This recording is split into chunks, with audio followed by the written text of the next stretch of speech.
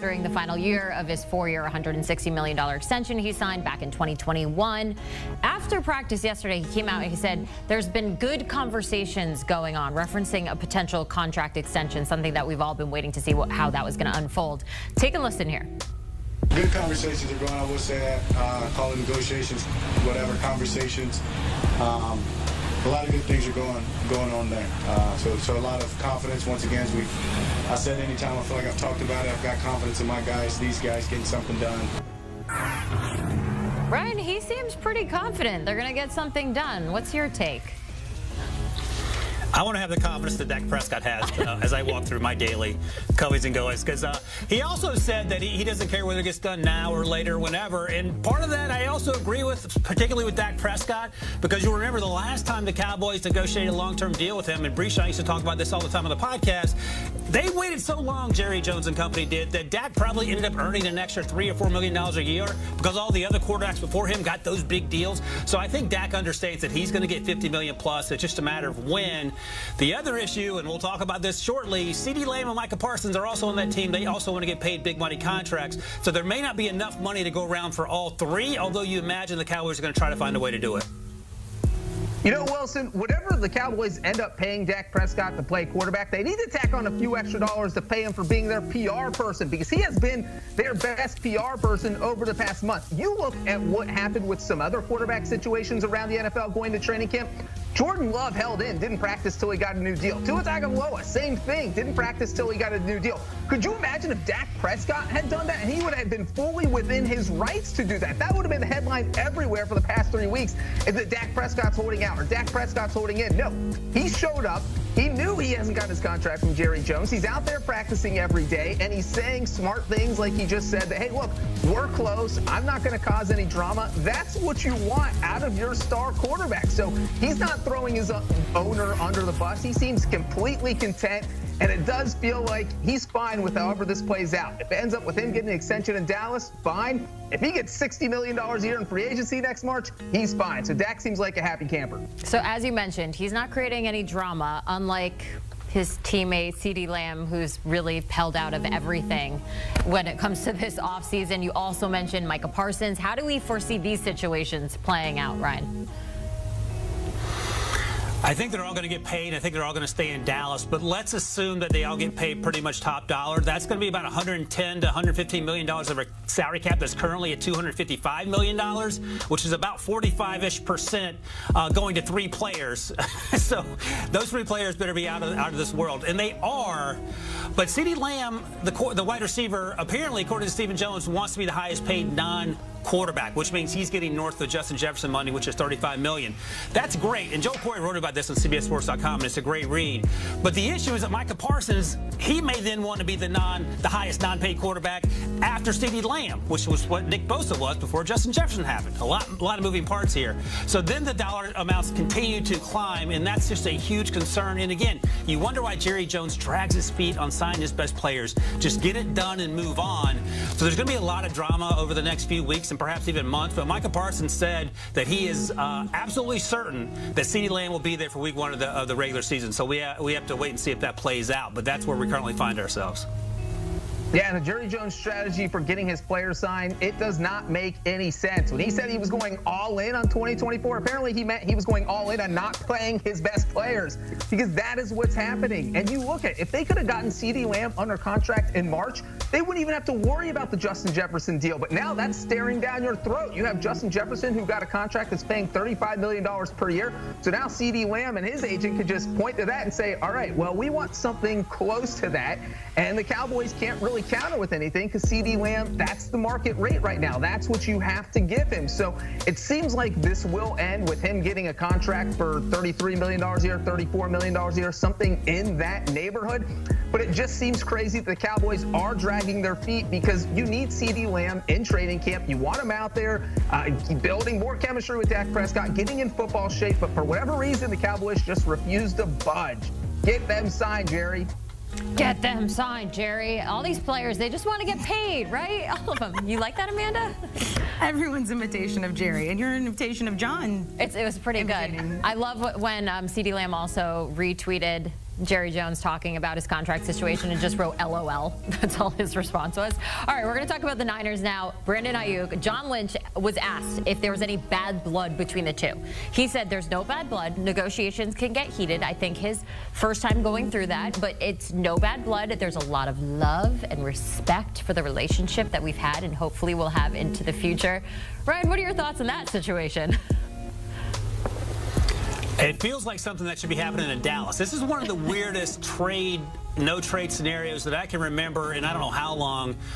So we'll see how it plays out. But John Lynch is saying all the right things publicly. He also said that he's not sure why the deal hasn't gotten done yet. And he's a general manager. He said, we started working on this a while ago, and it continues to drag on. We know about the purported interest from the Patriots and the Browns, and the Steelers still having an offer on the table as recently as a few days ago. But it seems like that Brandon Ayuk wants to stay put, but maybe his phone has not been charged. I'm not sure why the deal hasn't gotten done, because we're at the point now where he's not going to get Justin Jefferson money. He'll probably get north of Jalen Waddle money, which is $27 million or so a year. You just got to sign the contract, I would imagine. But I would imagine John Lynch is probably really, really, really frustrated. But he's saying the right things publicly until this thing gets sorted out. Yeah, and he mentioned that there's an urgency here. And of course there is, because the season starts in 3 weeks, John Lynch, so you have to get something done. And it also feels like the 49ers kind of subtly throwing Brandon Ayuk under the bus. Not very much, but just saying, hey, look, the ball is in his court. The reason nothing's happening is because Brandon Ayuk is holding things up. We have a deal in place with the Steelers. We're ready to trade him. Brandon Ayuk just needs to sign off. We have a contract offer on the table for him. We want him to sign it. He just has to sign it. So it just seems like everyone's waiting on Brandon Ayuk.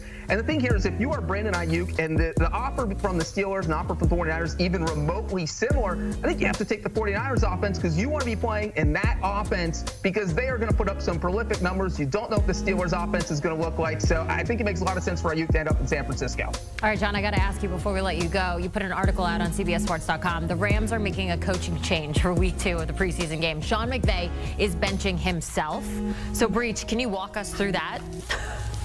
Yeah, I love this. Sean McVay thinks outside the box. He decided he's not going to be the head coach on Saturday night against the Chargers. He said, you know what, Aubrey Pleasant, you're my assistant head coach. You are the head coach on Saturday. I'm going to sit up in the coach's booth, put my legs up, relax, maybe drink a glass of water, and let you do everything. And this is a guy who in week 1 of the preseason, he put a headset on and served as an announcer in the second quarter. I mean, he's a jack of all trades. So I would love to see other head coaches give their assistants a chance in the preseason. But I think what McVay's doing is really cool. So I hope it catches on. I think it's cool, too. Before I let you go, can we just do a split screen with the two guys real quick?